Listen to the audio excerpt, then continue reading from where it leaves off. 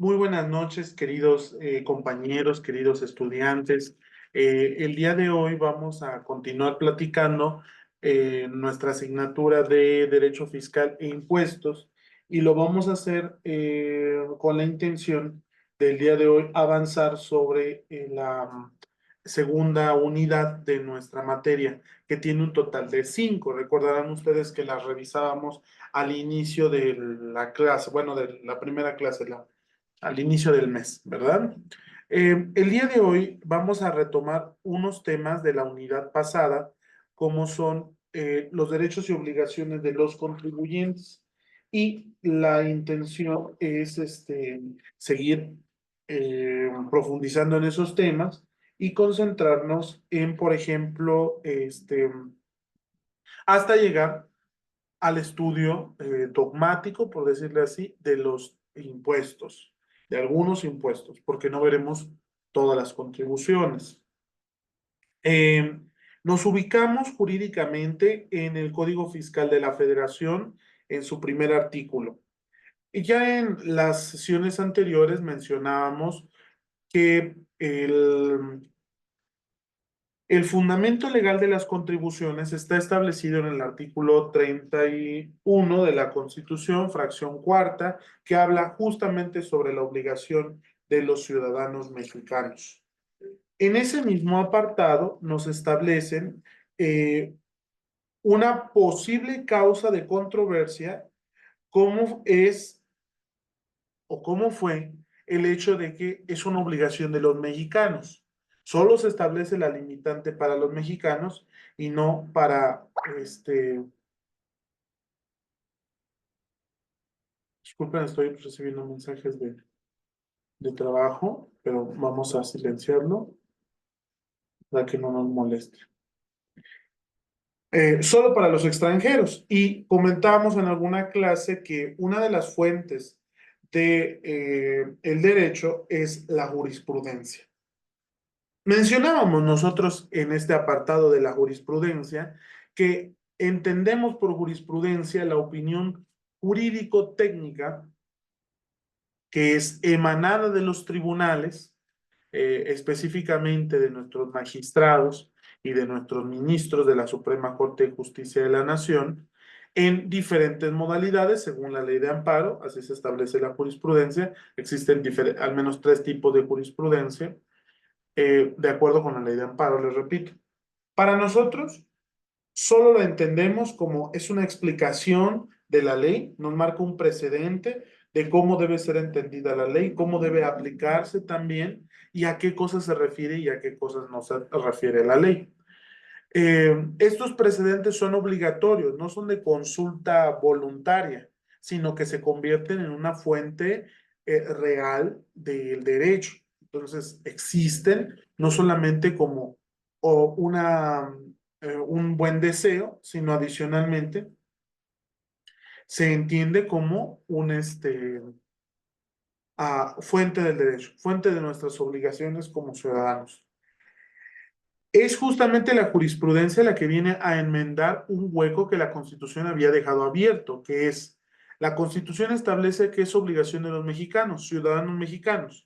Entonces, alguien muy sesudamente, pero también malintencionadamente, eludiendo en una estrategia fiscal bastante agresiva, nos podría decir, entonces, aquellos ciudadanos que no son mexicanos, si ciudadanos extranjeros que están realizando operaciones económicas en el país o que radican en el extranjero pero hacen operaciones políticas económicas en el país, no están obligados al pago de las contribuciones, porque eso se entiende de ese artículo de la Constitución. Y entonces, ¿qué concluyó la Suprema Corte de Justicia inmediatamente después de la promulgación de la Constitución? Bueno, pues que no. Efectivamente, la Constitución, como producto de su época, es imperfecta en algunas cosas, inmejorable en todos los aspectos, y por lo tanto, lo que quiso decir el legislador cuando hizo ese artículo de la ley es, bueno, no solamente los ciudadanos, sí es una obligación de los ciudadanos mexicanos, pero también de todo aquel que tenga una fuente de ingresos, que tenga una operación económica activa en el país. Y A pesar de que ya lo recogimos en la jurisprudencia, también se establece en el primer artículo del Código Fiscal de la Federación. Dice más o menos así. Leeremos solo algunas partes del código y luego las iremos comentando. Artículo número 1. Las personas físicas y morales están obligadas a contribuir para el gasto público conforme a las leyes respectivas. Las disposiciones de este código se aplicarán en su defecto y sin perjuicio de lo dispuesto por los tratados internacionales de los que México sea parte. Solo mediante ley podrá destinarse una contribución a un gasto público específico. De aquí estamos recogiendo dos en particular. Uno es dos principios que ya habíamos platicado en la Constitución. Número 1, todas las contribuciones deben estar sustentadas en una ley. Eso es número 1. Y número 2, y yo creo que igual lo más importante, dice, eh, esto respecto a que las disposiciones de este código se aplicarán sin perjuicio de lo dispuesto en tratados internacionales de los que México sea parte.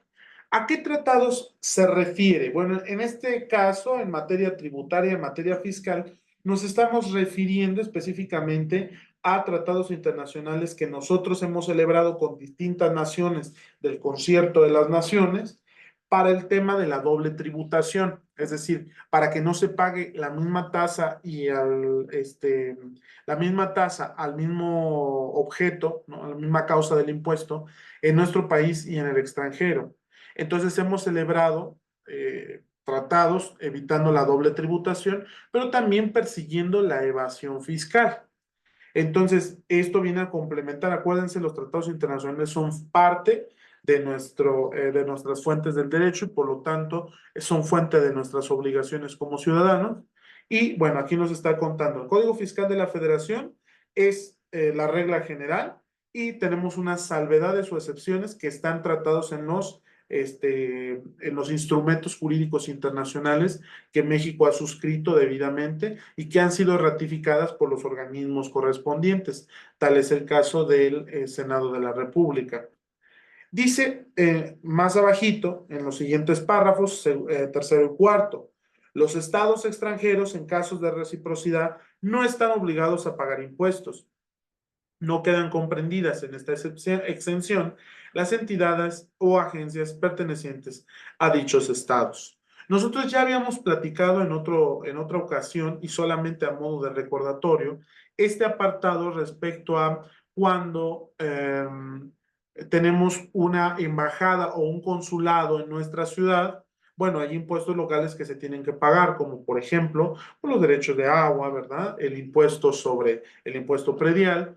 eh, y decíamos, cuando haya reciprocidad, es decir, nuestro consulado o embajada en la ciudad de Bangkok, en Tailandia, si allá no nos cobran ese impuesto, en este lugar tampoco se le va a cobrar.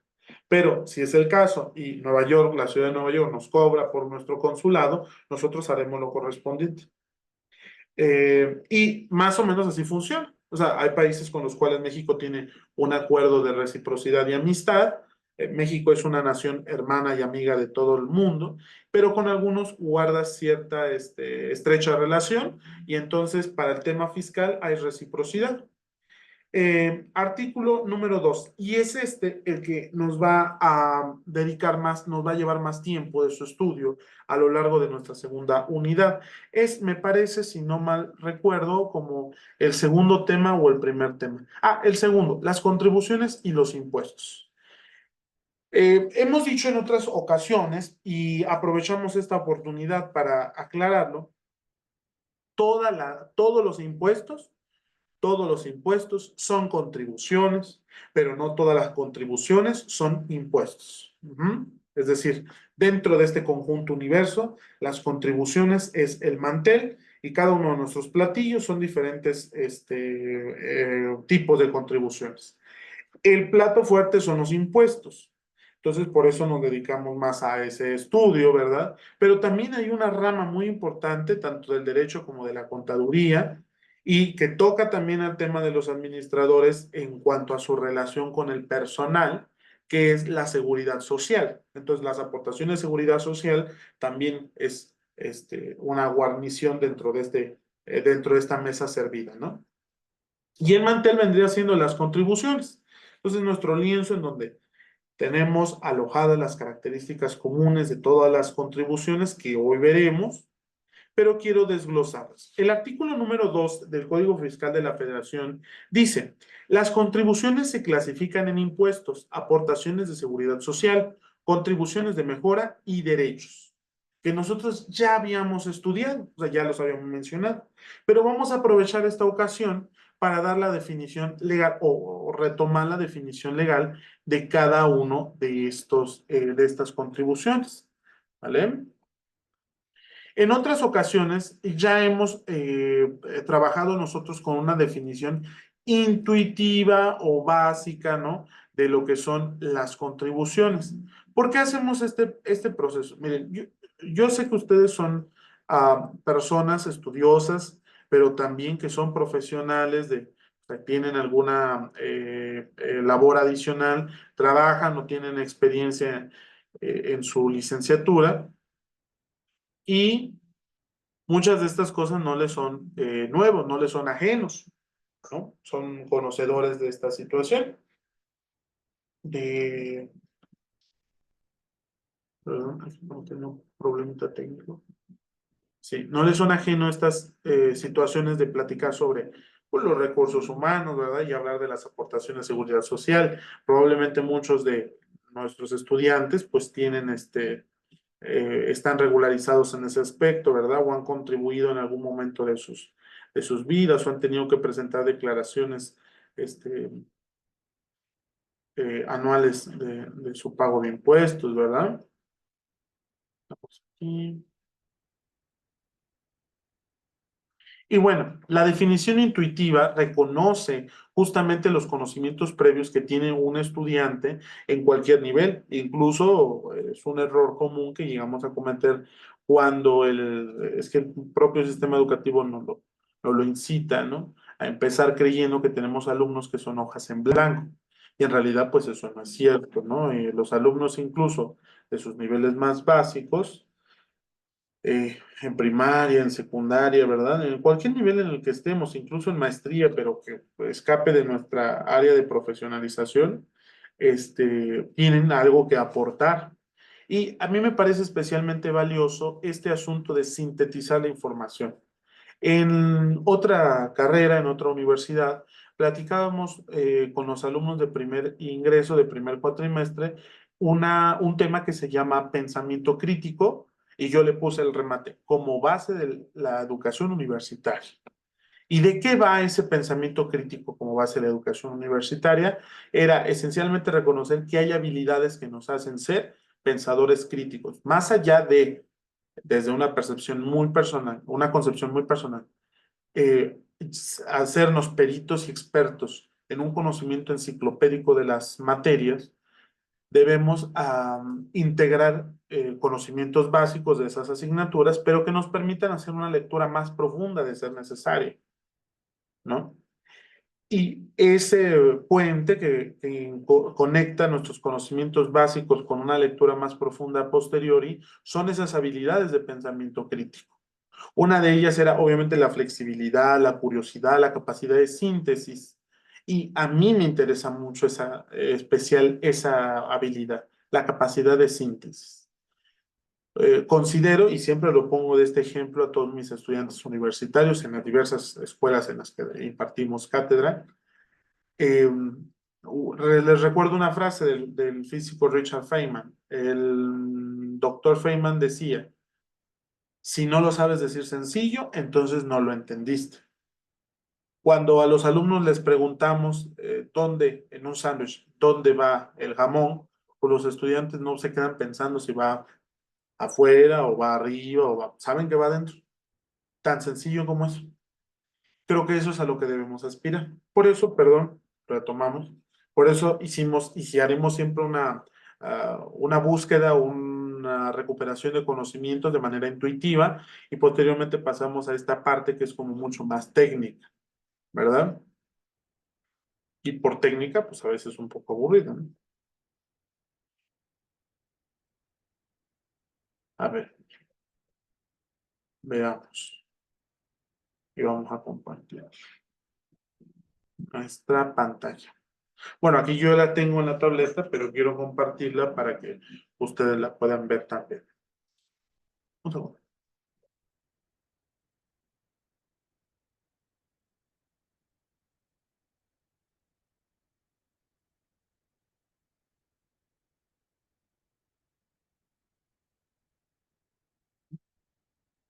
Ok, ahí está. Dice,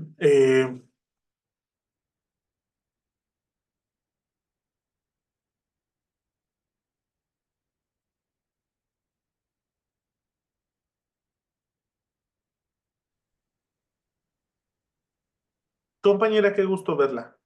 Ya me sentía yo extraño de estar hablando solito para cubrir el espacio. Sí, Este, disculpe. no, Es no, que llegué y llevé a mi bebé al doctor. sí, muy bien, espero que todo bien. Resfriado, bueno, faringitis, Sí, pero pues ya ahorita con el antibiótico espero que ya se sienta mejor. pues sí. Ay, los niños. Bueno, hasta uno mismo ahorita con los cambios de temperatura. Pero en Sí, las de hecho, escuelas, pero en las escuelas, ¿qué crees que es un contagiadero, ¿eh? sí. O sea, uno se preocupa por su hijo, pero si dos niños más no los llevan al Sí. médico, de nada sirve que uno los lleve. Y aunque luego los niños no tienen tos, pero ya dentro de la escuela a lo mejor les dio fiebre y ya anduvieron contagiando a todos.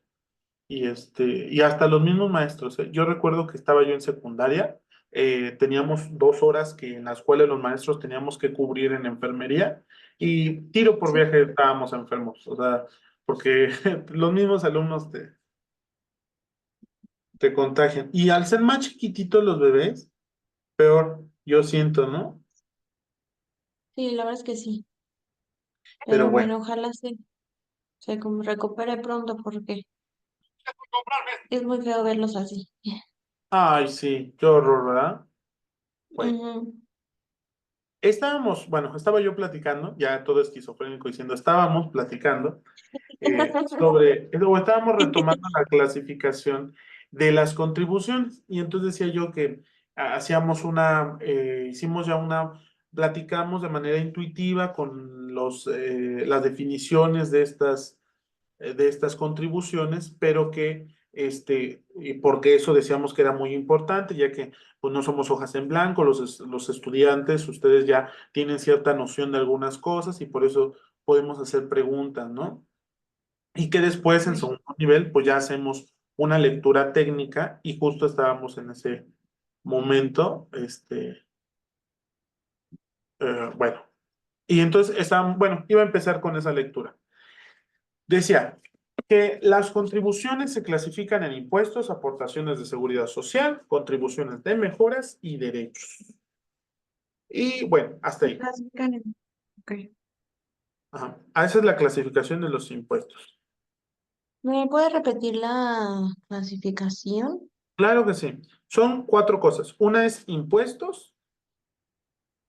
Ajá. Luego son aportaciones de seguridad social.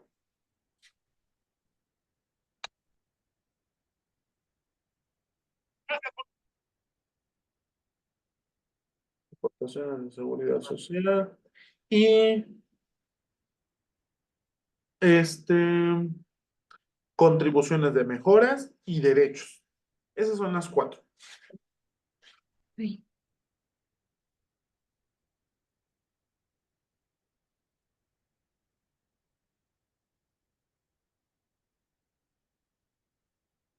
Entonces, muy Ok, bien. Vamos a hacer la lectura de los dos apartados. La primera que es de impuestos perdón, impuestos, ¿vale? Y la segunda ok. que es sobre las de aportaciones de seguridad social. Decía yo que en otras, incluso tal vez en esta carrera, debe haber alguna asignatura que trate justamente sobre la administración de los recursos humanos o algo por el estilo. Y entonces ahí se da la oportunidad de que se discutiera sobre las aportaciones de seguridad social y su cálculo, pero en caso de que no, bueno, comparten estas características que vamos a ver hoy con los impuestos. La asignatura que nos toca a nosotros en este mes va o toca específicamente a los impuestos, nada más a los impuestos. Hay cosas como, vamos de lo general a lo particular, ¿no? Hemos visto como la función del Estado respecto a los impuestos y ahorita vamos a ver elementos de todas las contribuciones para luego, en esta misma unidad, es decir, esta clase y la próxima, revisar esos elementos en impuestos muy puntuales. Eh, y os voy a mostrar cuáles son, ¿no? Son creo 3 impuestos los que habíamos seleccionado. Sí, es el impuesto sobre la renta, el impuesto al valor agregado, es decir, el IVA y el IEPS. Bueno, esos son los 3 que vamos a analizar. Pero va a ser bastante sencillo, no nos vamos a meter en todas las excepciones que hay a la regla, ¿no? Entonces, Ok. por favor, compañera, no sea malita. Le voy a pedir que me ayude. Si usted alcanza bien a leer primera fracción sobre los impuestos.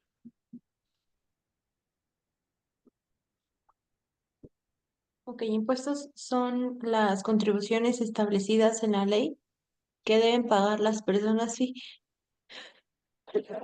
disculpen, No, no te preocupes. las personas físicas y morales que se encuentran en la situación jurídica o de hecho prevista por la misma y que sean distintas de las señaladas en las fracciones 2, 3 y 4 de este artículo.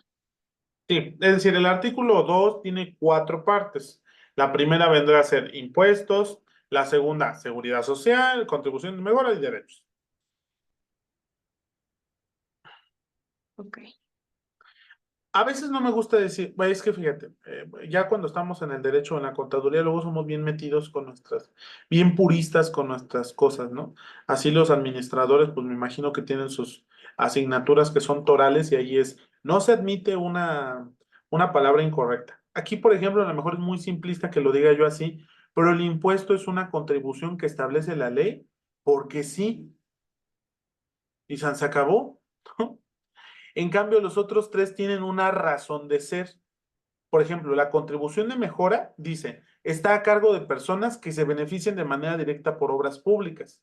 Y platicaba yo en otras clases, decía, cuando una calle es repavimentada, en la boleta predial, según la ley, debería aparecer un extra de contribuciones de mejoras, porque te cambiaron el pavimento de tu calle o cambiaron la banqueta.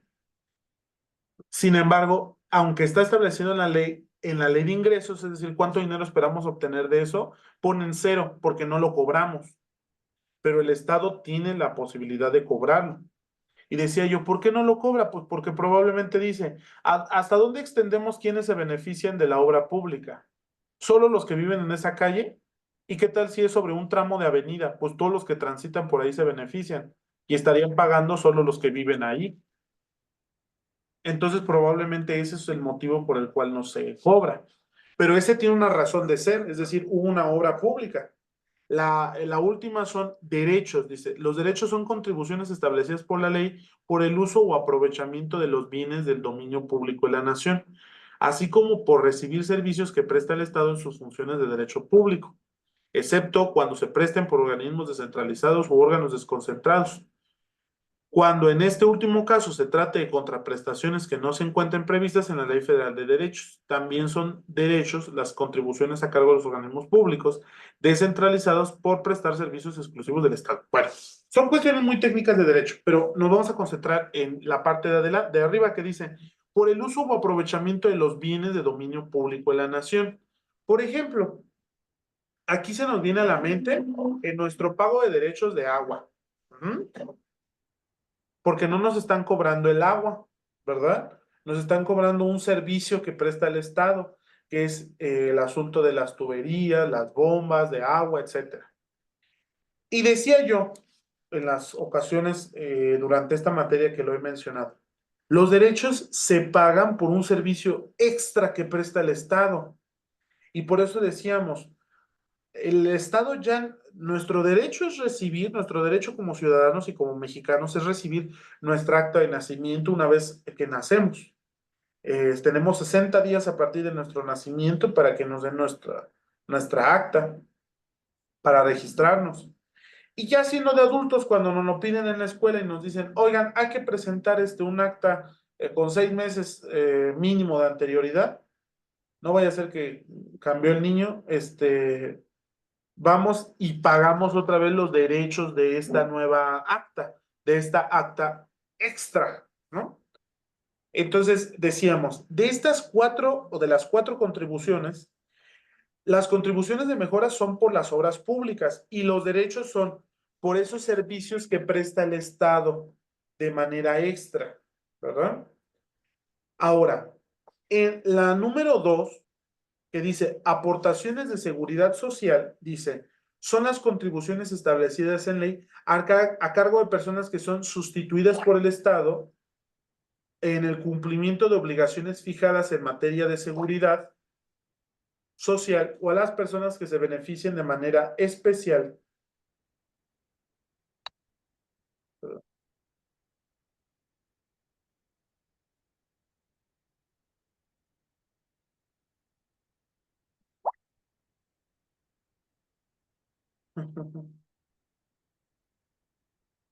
Que me están mandando un alumno de la licenciatura en Derecho,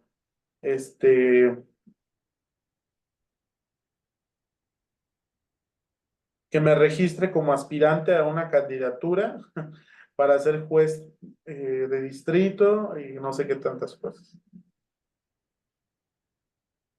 No, no he ni leído bien los requisitos, pero bueno, no es mi gusto ser no es mi propósito ser juez, ¿verdad?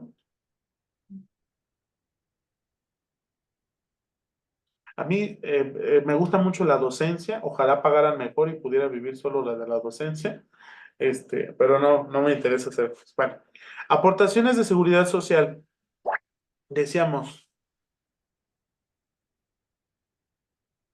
Bueno, esta contribución se paga en relación a nuestra relación laboral que nosotros tenemos, porque la seguridad social, así como está diseñada desde un inicio, o sea, antes de ser jurídicamente válida, su propósito económico es proteger a las familias y a los trabajadores.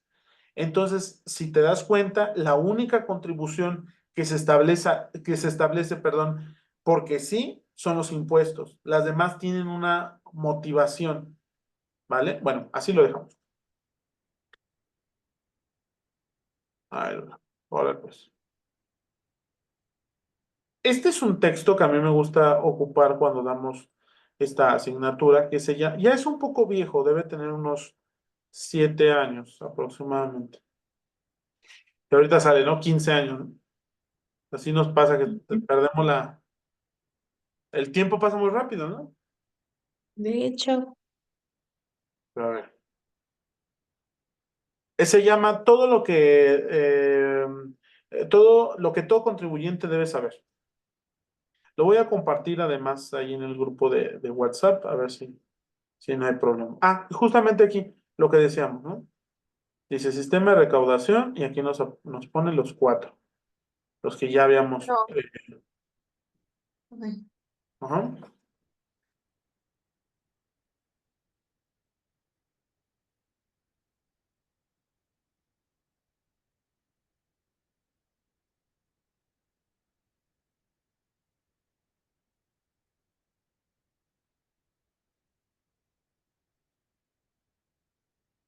Ahora, hablando de los impuestos, ¿vale? La clasificación de impuestos, la clasificación en general es una operación lógica que nos gusta mucho hacer a las personas, ¿no? A los estudiosos y así lo enseñamos, así lo aprendemos. Y a mí me causa mucha simpatía platicar este descubrimiento, porque muchas personas llegan a esa conclusión mucho antes, ¿no? Y a mí me costó trabajo llegar a ella y por eso la comparto. Y les digo yo a mis alumnos, ¿se acuerdan ustedes qué clasificación existe para perdón, qué clasificación existe para los triángulos? Y entonces ellos me decían, pues sí, ellos saben, ellos saben cosas. ¿Se acuerdan qué clasificaciones hacíamos? de los triángulos y me dicen, claro, pues estaban los triángulos equiláteros y estaban los triángulos, y luego ya no se acuerdan el nombre y me los tratan de dibujar, ¿no? Eso no así. Digo, pues sí, todos son iguales, ¿no? O sea, todos se parecen, pero ¿qué características tienen en común? Decía hace un ratito antes de que llegaras compañera, platicaba yo a la nada, que una operación intelectual que debemos hacer nosotros como estudiantes universitarios y en general, sí, como estudiantes universitarios y como personas letradas, ¿no? En dado caso, en dado momento, es en la capacidad de síntesis, de tomar grandes volúmenes de información y contarlo de una manera sencilla, ya que de esa manera demostramos el dominio sobre la materia. Y ponía yo un ejemplo. Cuando a los alumnos les preguntamos, oye, según el Código Fiscal de la Federación en su artículo 2, ¿cómo se clasifican las contribuciones? Y ellos se quedan, no sé, se ponen así pensar. Pero si les decimos, ¿en dónde va el jamón en el sándwich? ¿Arriba, abajo, por fuera? Va por dentro. La cosa más sencilla del mundo. Esa habilidad de síntesis es la que estamos buscando en esta asignatura. Yo creo que va muy ad hoc con el modelo que tenemos. Esta de clasificación es otra habilidad del pensamiento crítico. ¿Te acordarás tú que en secundaria, ay no, todo mal, justo lo que menos se parece a un triángulo, ¿no? Y decíamos, cuando éramos estudiantes, nos enseñaban que había un triángulo que era de todos los lados iguales. Y a mí este descubrimiento me voló la cabeza. A lo mejor y tú ya lo sabes, pero... Y entonces nos enseñaban que ese tiene un nombre, que es, si es de todos sus lados iguales, es un triángulo equilátero. El que tiene un lado pequeño y otros dos grandes es uno isósceles, ¿verdad? Y nos enseñaban uno tercero que estaba todo chueco, ¿verdad? ¿Y cómo nos decían que se llamaba este último compañero? Nos decían, este es el escaleno, el isósceles y el equilátero. Y tú dices, wow, yo así me los aprendí. Y cuando llegamos a tercero de secundaria, alguien muy listo, la maestra muy lista cuando nos iba a enseñar ley de los senos y los cosenos, nos, y dice la compañera, yo me metí a administración para no llevar matemáticas. ¿Qué estás haciendo, Ricardo? Espéreme tantito, espéreme tantito. Así, no creerás lo que sucede al final. Ah, no. Y entonces nos enseñaron que había uno más que se llamaba triángulo rectángulo, ¿no? Y luego nos habían enseñado otro que tenía otro nombre que era, eh, estos sí ya no los domino mucho, pero los recuerdo vagamente.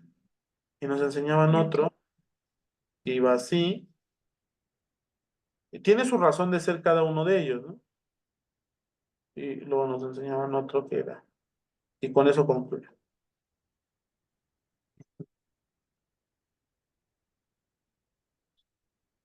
Y yo decía, es que hay seis tipos de triángulos. Y entonces recuerdo yo, en algún momento, en alguna actividad que nos dejaron seguramente en la preparatoria o algo por el estilo,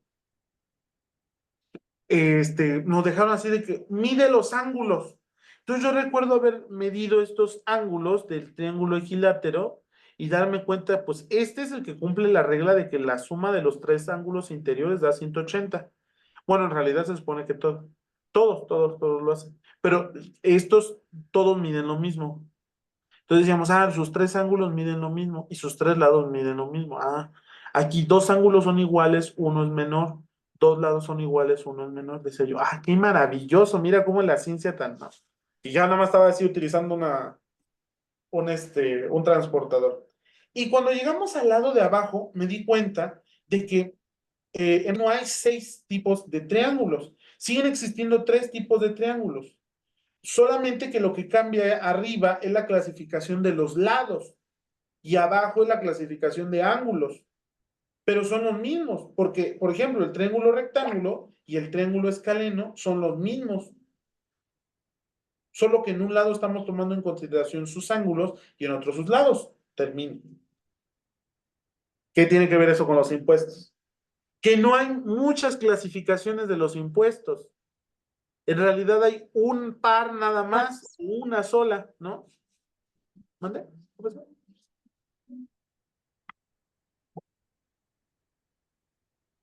Ajá, solamente hay una forma de clasificar los impuestos.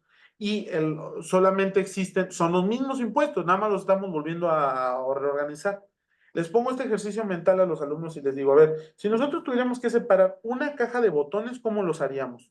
Y entonces, una manera de separar los botones es a través de, y ya me dicen, no, pues los colores, sí. Y luego el tamaño, qué tan grandes son. Y les digo, el número de agujeros. Y luego si son biselados o sin bisel. Si son metálicos o no. Si son de hueso o son de plástico. Y así. Y le digo, pero son los mismos botones, solo lo estamos clasificando de alguna manera. A ver, cuando hablamos de impuestos, estamos hablando de los mismos impuestos. Solo los estamos mirando como a los triángulos con otro criterio. Eso es lo que cambia. Vamos a compartir el archivo que estábamos viendo hace un segundo. Dice, hemos mencionado que el sistema de impuestos se compone del conjunto de impuestos vigentes en un determinado momento. Estos impuestos pueden ser de distintos tipos. Enseguida mencionaremos algunas clasificaciones. La clasificación más común distingue entre impuestos directos e indirectos. Y dice, los directos son aquellos que no pueden ser trasladados de modo que alcanzan inmediatamente al contribuyente o pagador, ya que no existe intermediario entre el pagador y la administración tributaria. Y por su parte, los indirectos son impuestos que pueden trasladarse, por lo que no graban de manera directa a quien absorbe el costo del tributo, pues hay un intermediario entre este y la administración tributaria. Ahorita vamos a hacer un organizador gráfico, no te preocupes. Y decimos, otra clasificación de los impuestos es en consideración a las personas o a las cosas. Esta clasificación distingue entre impuestos reales e impuestos personales. Los reales son aquellos que prescinden de las condiciones personales del contribuyente y se preocupan de los bienes o cosas que los gravan. Afectan a los bienes sin tomar en cuenta a su dueño. Por otro lado, los personales recaen sobre el total de la capacidad contributiva de la persona, teniendo en consideración la especial situación de los contribuyentes. Sí, por ejemplo, y esto es una cosa muy importante, eh, cuando hablamos de impuestos reales y personales es ¿por qué estamos cobrando este impuesto? Cuando hablamos de impuestos reales es sobre las cosas, sobre el objeto en sí. Por ejemplo, cobramos nosotros una contribución, un impuesto predial. Y no lo cobramos a la persona, lo cobramos a la casa, al terreno y la construcción adherida a él, dice la ley. Entonces nosotros es sobre la casa, no cuántas casas tienes, o si el señor tiene mucho dinero o poco dinero. Pues luego pasa que una persona hereda un terreno muy grande y tiene que pagar impuesto predial por encima de sus ingresos, ¿no? O de sus capacidades. Bueno, es una lástima, probablemente tendrá que pagar solo mientras vende la propiedad o la enajena o a ver qué pasa con eso. Pero bueno, ese es un ejemplo. Y el otro son las personales, que dependen de la situación particular de los contribuyentes. Y ahí separamos a los contribuyentes de nuevo como legos, por colores. No es lo mismo una persona, por ejemplo, que realiza ventas y tiene ingresos muy elevados, si se dedica, por ejemplo, a a la venta de material de construcción, porque obviamente el costo de su inversión es muy alta. Y aunque el margen de utilidad también es muy alta, no es lo mismo quien vende cosas a quien presta servicios y cobra mucho por ellos. Porque cobrar honorarios muy elevados no es lo mismo que vender cosas muy caras. Hay que descontarle el precio de la inversión. Entonces, no todos los impuestos personales o no van a gravar de la misma manera a los contribuyentes. Ahorita haremos te digo, un organizador gráfico a manera de, como, solo para orientarnos. Y luego dice, es en estos impuestos Aquí tengo un recuadro que no me deja. Donde el principio y también derecho de capacidad contributiva puede encontrar su máxima expresión. Otra clasificación de los impuestos es en razón de la actividad o cosa grabada. Hay impuestos generales e impuestos especiales. Los generales graban a distintas actividades o bienes, pero de la misma naturaleza. Por su parte, los impuestos específicos, también denominados analíticos, parciales o particulares, graban solo a determinadas actividades o bienes, con tasas o cuotas diferentes para cada especie individualizada. Este tipo de impuestos es de los más antiguos y por lo general tiene un fin extrafiscal. Por último, esta clasificación de impuestos según los fines que persiguen. Los impuestos con fines fiscales son aquellos que se establecen con el fin de recaudar los ingresos que el Estado requiere para satisfacer el gasto público. En cambio, los impuestos con fines extrafiscales son aquellos que se establecen con con una finalidad de carácter social o económico o de otra índole, disuadir cierto consumo o actividad. Entonces, a ver, voy a hacer un... Ahora retomemos la tabla, la pizarra.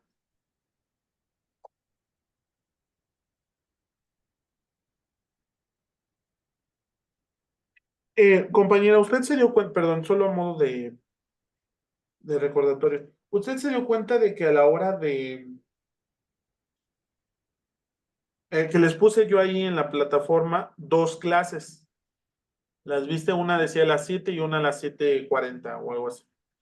Esto es Ajá. porque ya ves que la clase luego no nos deja con los 8 minutos, entonces abrí otro usuario con otro correo en la laptop para que ahí nos conectemos inmediatamente y entonces ya no perdamos el tiempo de espera de esos 8 minutos. Y así también me es más rápido a mí el tema de que se tienen que convertir los videos para poderlos subir al YouTube. Bueno, a ver, espérame. Ok. Bueno, ya te Tengo conté. una duda en cuestión de una tarea, pero Ajá. solo la que dice actividad de impuestos. A ver, déjame ver. Espérame. Actividad uno Ah, de impuestos. Es que ahí no sé qué. Y si recuerda revisar muy bien tu archivo, pero no sé qué archivo. ok, va. Porque el que era de descargar es el que dice material, ¿no? Ándale, ajá. Ajá, eso sí lo Justamente. descargué, pero en el que dice actividad de impuestos no supe qué poner. Muy bien, fíjate. Aquí en este de impuestos, ¿tienes tu material a la mano? El que tiene como globitos y así, que es un PDF, ¿no? Sí, es un PDF. Ajá. Debe tener un apartado, a ver, déjame. Lo voy a checar directamente en el archivo, con el archivo, porque, ¿cómo se llama? Espérame, solo compartir, ¿qué le pongo? Pantalla, ahí está, compartir pantalla. A ver, vamos a dar un paseo por nuestra...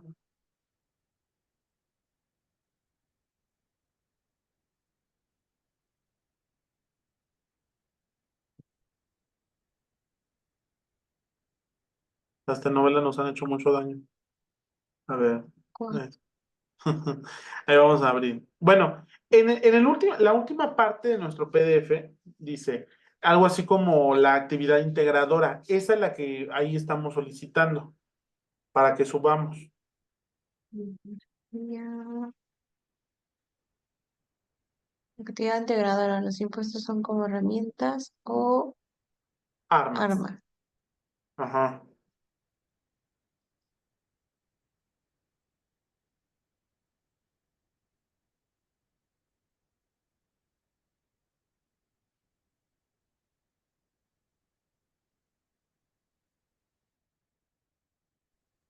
Sí, justo esa. Son En- en- armas. Ah, ok.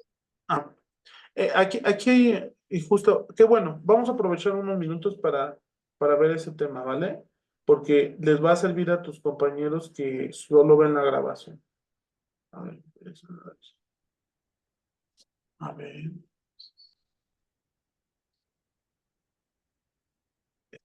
Ajá. Son tres partes, porque nosotros no queríamos hacer una tarea que no tuviera sentido. Tampoco hacer una tarea así súper, ay, súper, así, copien el himno nacional, ¿no? Así, 10 planas del himno nacional. Es que el alumno aplique y reflexione sobre los conocimientos generales teóricos presentados en la unidad. Recuerda que nuestra nomenclatura es DFI, ¿no? Derecho Fiscal e Impuestos. Y aquí viene lo que todas sus tareas siempre les piden, que abre un documento en Word o no sé qué.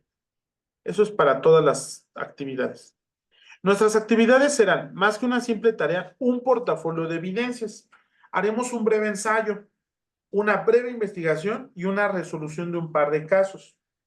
Cuando nosotros hacemos un ensayo, tenemos que leer un par de textos. De hecho, este tema ya lo he dejado en otras oportunidades.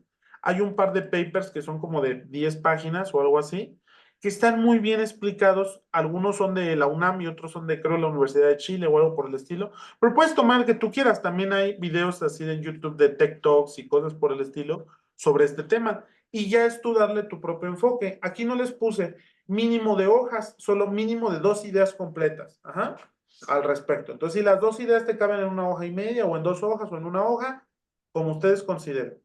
¿Por qué es importante pagar impuestos? ¿Cuál sería el efecto de que nadie pagara impuestos? Y si grabamos la riqueza, refiriéndonos hay una propuesta de un economista llamado Thomas Piketty, que es un marxista de nueva clase, que nos dice para resarcir las distorsiones económicas del pasado, debemos imponer un impuesto a la riqueza que se acumuló en estos años. Él hizo un libro, pero también tiene una versión versión cóctel, ¿no? Así como 2 páginas, en donde nos platican su historia. Y luego es una pequeña investigación. Esta, para quienes o sea, ya vieron nuestras clases anteriores, les va a ser muy fácil. Dice, el segundo apartado de nuestra actividad integradora trabajaremos investigando y después sintetizando los conceptos de política pública, política económica, política social, política fiscal y política monetaria, que nosotros platicamos la clase pasada. Después de investigar estos conceptos, aportarás una reflexión que puede ser un solo párrafo. Recuerden, un párrafo tiene que ser mínimo de 5 renglones, así como este que está aquí, ¿no? Donde ilustres cómo la combinación de estas políticas públicas son herramientas para cumplir con los objetivos del Estado descritas en la primera clase. En la primera clase fue cuando vimos esto de el Estado tiene la finalidad de protegernos, de darnos seguridad, de evitar que nos muéramos y también de permitirnos alcanzar el máximo bienestar posible. ¿Te acuerdas de eso? Y si no, ahí está el video. Tú tienes tus apuntes si has asistido, entonces tú no tienes tema con eso. La última parte es la de los casos. Hay 2 casos. El contexto es chiquito y después tenemos una serie de preguntas. Hay que solamente ser muy auténticos con las respuestas. Yo me doy cuenta y los maestros nos damos cuenta cuando las respuestas no son auténticas, y no valoramos si están bien o están mal. Yo quiero valorar que sean auténticas, es decir, que las hagan ustedes mismos y que sea lo que ustedes mismos están pensando. El primero es sobre la reforma fiscal y el impacto a contribuyentes. En este caso, sobre un impuesto al comercio digital. Y aquí tenemos 3 preguntas. Y el segundo caso es respecto a grandes empresarios que no cumplen con sus impuestos, que no pagan impuestos. Y tenemos aquí 4 preguntas, ¿verdad? Esto relaciona el impuesto con el pequeño ciudadano, el impuesto con el gran empresario. El primer ensayo es ¿para qué hacemos? O sea, el tema de los impuestos, ¿para qué los pagamos? Y lo notamos si pensáramos en un mundo en donde no existían impuestos. ¿Quién pagaría por los servicios públicos? En el número 2 es, ya sabemos que los impuestos son importantes y existen. Ahora, ¿cómo utilizamos estas herramientas que son las políticas públicas para influir o lograr máximo bienestar posible? O sea, creo que están bien hechas estas 3 actividades y no son tan engorrosas porque no estoy pidiendo mínimo de nada, ¿no? A lo mejor todas las actividades con su portada y tal serían unas 6, 7 hojas pero no hay mínimo de nada. A mí no me gusta poner mínimo porque luego los estudiantes nada más nos llenan hojas, por kilo, ¿no? Y nada más las llenan.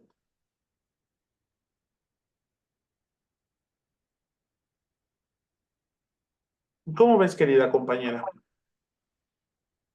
Ok, esta es la que es para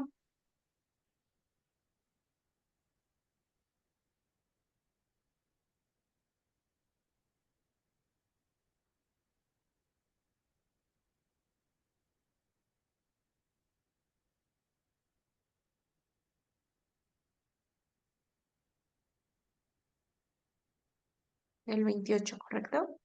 Creo que sí. Perdóname, cuando las cargué ya era muy de noche y no me acuerdo, pero a ver, tal vez. Vamos para el 17. Ah, no, entonces, mira, tú en este caso, tú eres representante de todos los estudiantes, porque eres la única que Ah, está. Entonces, tú eres la que podrías hacer la gestión de decir, no nos alcanza el tiempo. Porque el ustedes ya tienen experiencia, o sea, ya saben cómo, qué tan espaciadas les dejan sus tareas los maestros, ¿no? Yo soy el nuevo 17. aquí. Todavía estamos a tiempo de poder hacer la modificación de los tiempos, como tú me recomiendes, Este.